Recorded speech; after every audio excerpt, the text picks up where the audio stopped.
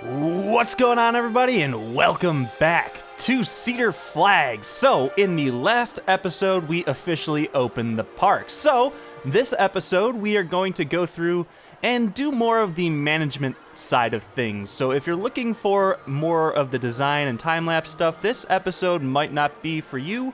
But if you know this game and if you've played it and you've done some of the career stuff, I may actually need some help by the end of this one. So, have some eyes out for some tips that you could lend me and throw those in the comments. So, what are we doing? Well, it looks like nobody's officially going into the park, and it's probably because they can't really buy tickets because none of these stalls are open. So, yeah, let's go ahead and open this, and let's see if somebody kind of goes in here.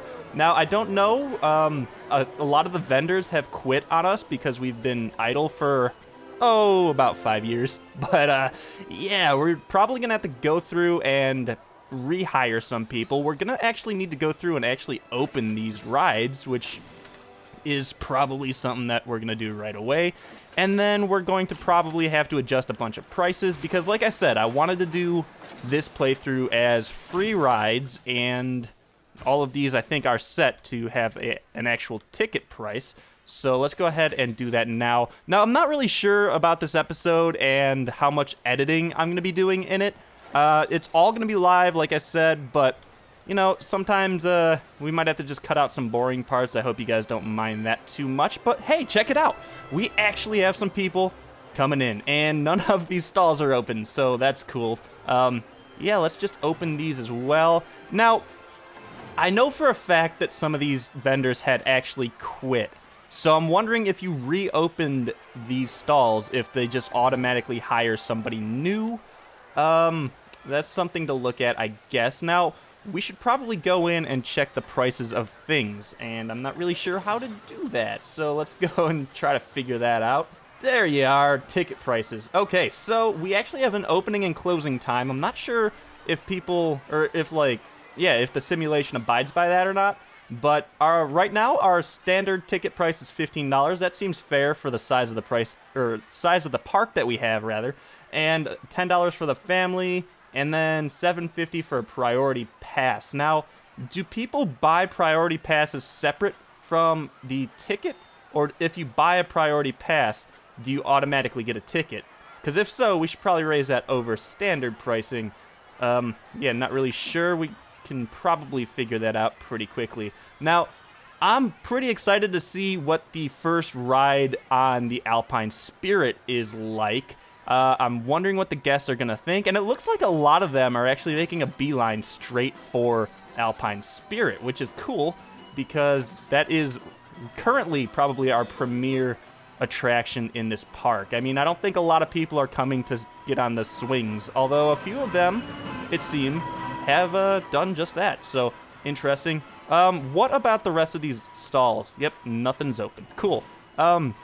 So, yeah, when I first launched this series, I had mentioned that I wanted this park to be, it's going to be sandbox, obviously, but I wanted to kind of play this when we started up with the kind of notion that we are trying to still manage the park and make a little bit of money as we do it. So let's just kind of keep an eye on that kind of stuff, and we'll probably, the weekly reports will actually mean something now that we have people in the park. I'm also kind of wondering, holy crap, there's a ton of people coming to Cedar Flags. This is awesome.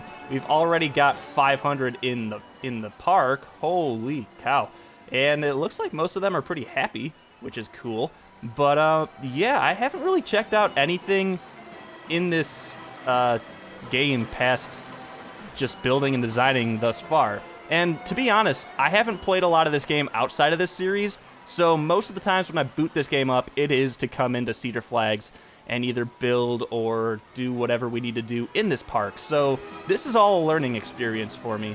And oh my, look at all of the people just milling about outside of this. What are they, like, trying to decide whether or not they want to go on here? Cheap entry, and Alpine Spirit is free too. Awesome. Okay, well, that says it all. Let's go ahead and raise our ticket prices to maybe $20. I don't really know. Now, I had said that I'd love to convert this park to an actual like career or a scenario park after we're kind of like built up a little bit. And so far, I haven't found a way to do that. I've had a few people tell me that it is possible, but up until this point, I haven't found an actual way to do that. So I'm going to probably have to get in with some people who know this game intimately and see if there is actually a way to do that, which, you know, I'm really hoping that we can. And if not, maybe we can do that later on. Why is the ATM price at 0? I guess, can you do like a $2 ATM fee? That's kind of interesting.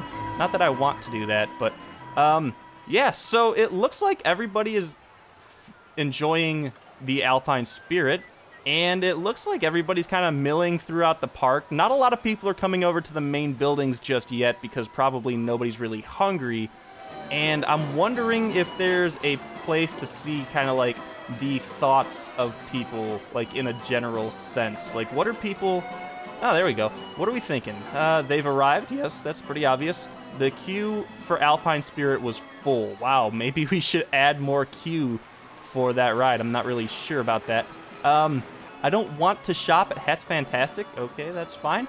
What else? A lot of people don't want to shop. They just want to get in here and do something fun, which is probably go on a ride. But it looks like, for the most part, everybody's kind of happy. And wow, this is like insane. We've already got almost 1,000 people in the park. Now, I'm wondering if my computer is going to end up, like, struggling at some point here. I'm not really sure. I mean, I am running software to record the screen and all that kind of stuff, but wow, I think I've severely underestimated the queue for a lot of this stuff. Especially the swings here, because, I mean, this one fits a ton of people, but then they all just kind of get jammed into the queue, and, I mean, one full ride worth of people is probably out to, like, here. So, yeah, we might want to look at that later on. I'm not really sure. But, okay, what are people doing? Oh, look at that. People are actually in this little Mexcellente stand here, so that's cool. I haven't adjusted any of this stuff either, so it might be something. I guess think that Alpine Spirit has a long queue time. Yes, I know that that was going to be a thing. Oh, actually, it's getting dark. I've been playing this game with the day-night cycle turned off, basically, for a long time. Now, you're going to notice real quick that there is not a lot of lighting in this area, or in this park. I mean, there is a little bit over here, but like in the newer areas, we don't have much of any lighting, so that's probably the first thing we're going to do in the next episode is make some tweaks with the lighting and actually build some lighting structures, because up till now we really don't have anything going on over here. And I mean, you need to light the park up. I mean, it needs to be extremely vibrant at night to give that like atmosphere that people are still having fun, but it's nighttime, they're about to head home. Oh, and I've just realized that we still need to actually hire some staff and janitors and probably some sort of people that are you know, entertainers. So let's actually get a couple janitors out here first and foremost here. I guess a couple is a good way to do it to start. Probably a few more. And hey, look at that. It's morning already. Check it out. So there is, I guess, a way to do like a patrol area. And I think you got to go through the menu to do that. Now, people on the subreddit tend to kind of hate on this game for the management side of things because it's not as intricate as some of the other tycoon games that are out there. So if that's true, it's kind of a bummer. But I mean, this game's strength is obviously on the design and building and creating. All right, so these are our janitors, and we can actually assign them to a roster. Now, I have a roster kind of created. It's called Front of Park. And this roster, I don't really know how to find. Oh, there we go. You can check it out like this. Now, I'm not really sure. I just pretty much threw everything here in because, I mean, this is just the front of the park. Now, this is more for the mechanics because, I mean, there's a few different stalls and rides in here. Now, I don't really know how the janitors take this and actually use this information. So, if you guys know that, please let me know. But yeah, it looks like we still have a bunch of people complaining about wanting to do something fun and not wanting to go to the Hats Fantastic 31 right now. which I don't know why it's 31 because we've only placed one of them. Unless, yeah, I don't know. But it looks like there's a bunch of people that are just in queues and not happy about it, and then a bunch of people that want to do more fun things, and it looks like we probably need to give them more fun things to do. So I don't really want to do much building in this episode, so you guys can let me know your thoughts on what we should do next. I'm planning on building this path out to here, and then maybe doing something around here. We could probably actually extend this path to make like a crosswalk here, and then, yeah, fill this square up, and then eventually I want to get the second roller coaster done, and we'll probably do that sooner rather than later. I'm not really sure what kind of coaster we want to do, but I do want to kind of maybe put it right here, because I feel like we can make a really cool thing with this little foliage area where the queue will start right in the middle of this and then come out over here, just to kind of give this little area a purpose, I guess. So you guys can let me know in the comments if you want to see like a dive coaster. Actually, let's go ahead and check right now. So the custom coasters, I was thinking of maybe doing a dive coaster, because dive coasters are generally pretty compact, and I think the front of the park I'd like to keep a bit more compact, and then as soon as we kind of go past this midpoint here, we can get out into the bigger coasters and have a lot more free reign with what we do and how we use space.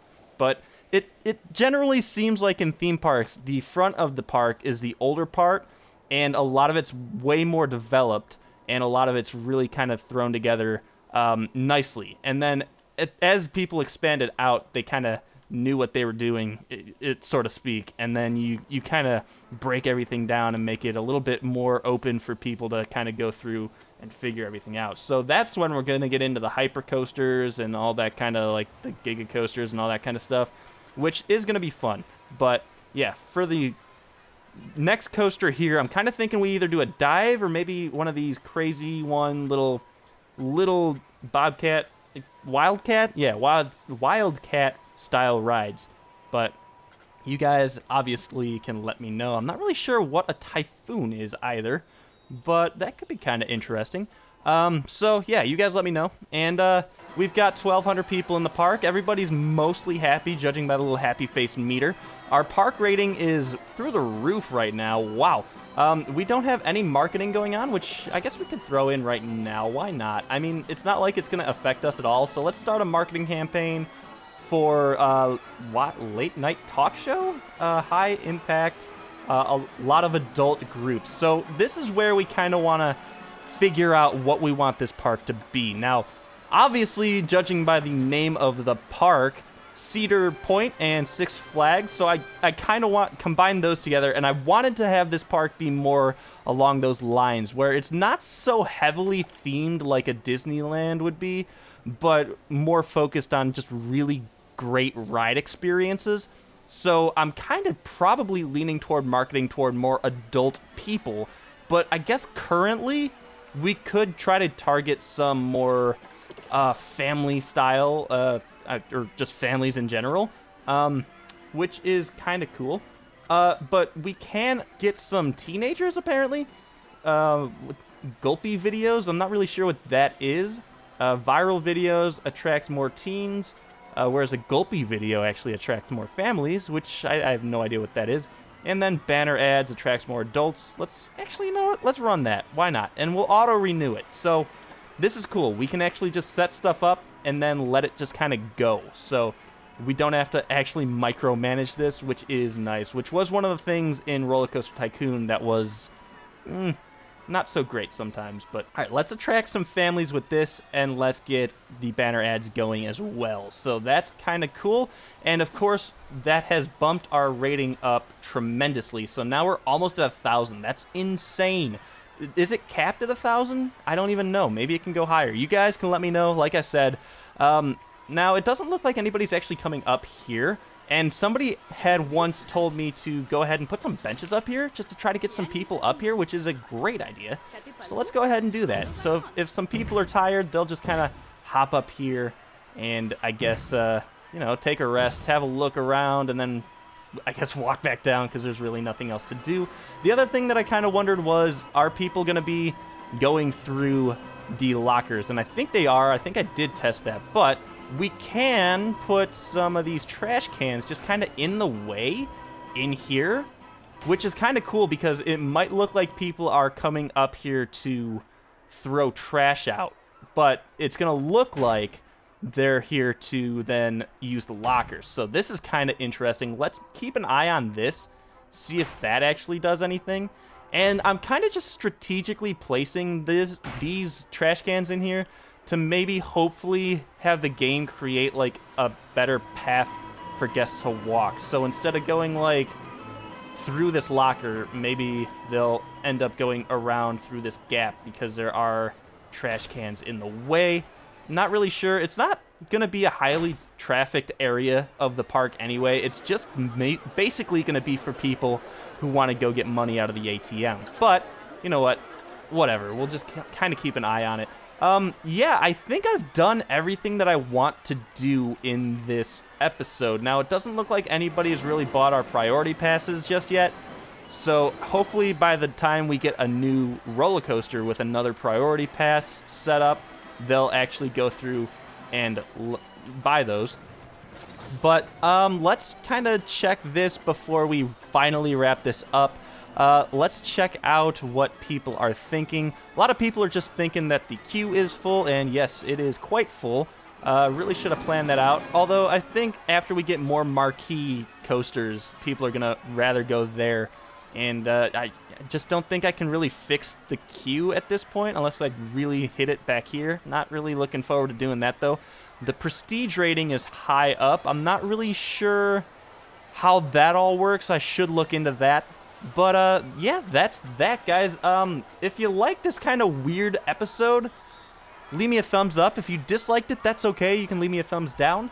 We actually ended up making $13,000 this episode, which is pretty good for, I guess, not really doing much of anything and just letting the game run. And that's without really micromanaging and tweaking prices. But, yeah, next episode, guys, don't worry. We're going to get back into building. We're going to lead off with the time-lapse like we have been doing. But, yeah, this was just kind of a cool, interesting episode to I get the feel for things because, like I said, I haven't really played this game past building. So, guys, until next time, I'll see you back here in Cedar Flags.